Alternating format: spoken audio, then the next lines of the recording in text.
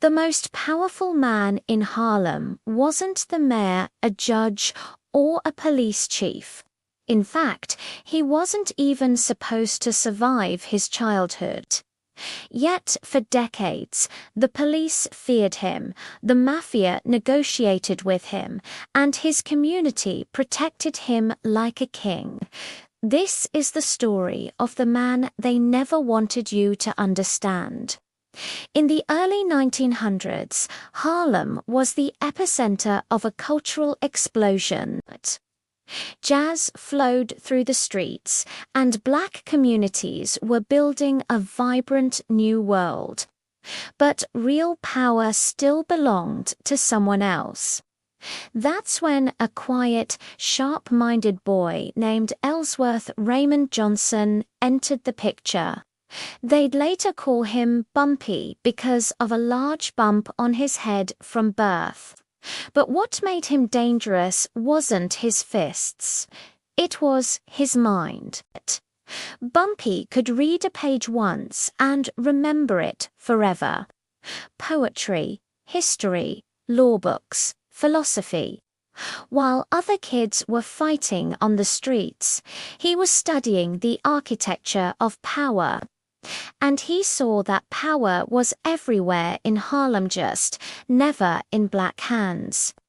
By the 1930s, organized crime ruled New York City. The Italian families controlled the lucrative worlds of gambling, drugs, and protection rackets. Black criminals were often used as muscle, but they were never respected as partners, until Bumpy Johnson decided to change the rules of the game. Instead of fighting the mafia head-on, he studied them. He learned their systems, their weaknesses, and their language. Instead of challenging their guns, he challenged their business model. And then came the move that nobody saw coming. Bumpy Johnson partnered with a woman the mafia already feared, a ruthless, brilliant numbers queen who ran Harlem's entire underground economy. Together, they built something unprecedented. For the first time, black-run rackets weren't just paying tribute to the Italian mobs. They were sitting at the table and negotiating as equals. Now, here's the part that most stories completely miss. Bumpy didn't rule Harlem with chaos. He ruled it with a strict sense of order. He was a gangster, yes, but he was Harlem's gangster. Drug dealers who sold to children were severely punished. Random violence that threatened the community wasn't tolerated. If a local family was robbed, Bumpy often made sure they got their property back, and the thief was dealt with. To the police and the feds, he was public enemy number one. But to the people of Harlem, he was the only protection they had. He was the one who kept the peace when the official system wouldn't or couldn't. But power always attracts enemies. The mafia didn't like losing its grip on Harlem's profits. Federal agents were determined to dismantle his empire, and eventually they found their opening. Bumpy Johnson was arrested again and again.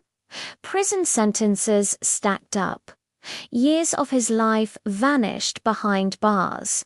And yet, every single time he returned to Harlem, his influence was still there, waiting for him. Because Bumpy had learned a lesson that most powerful men never do. Real power doesn't disappear just because you're gone.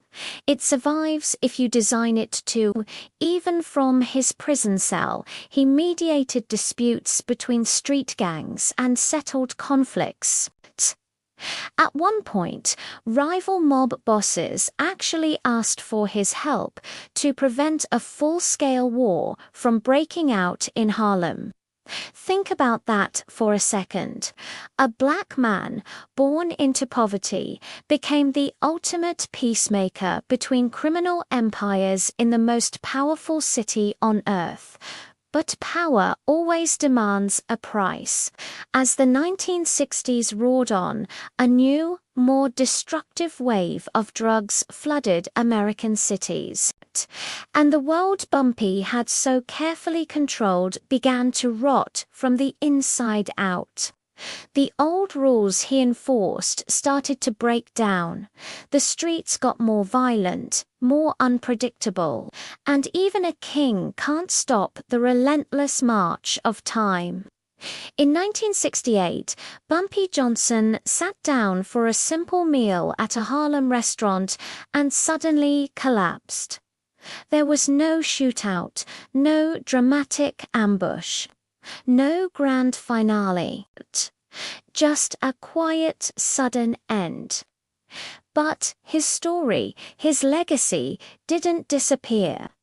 Because the real mystery isn't just how Bumpy Johnson became so powerful. The real mystery is this. Why did an entire community trust a known criminal more than the system that was officially meant to protect them? And what does that tell us about who truly holds power in America, even today? If this story made you see history a little differently, hit that like button and subscribe for more untold stories that change the way you see the world. Let me know in the comments. Was Bumpy Johnson a villain, or was he a product of a world that gave him no other choice? Thanks for watching.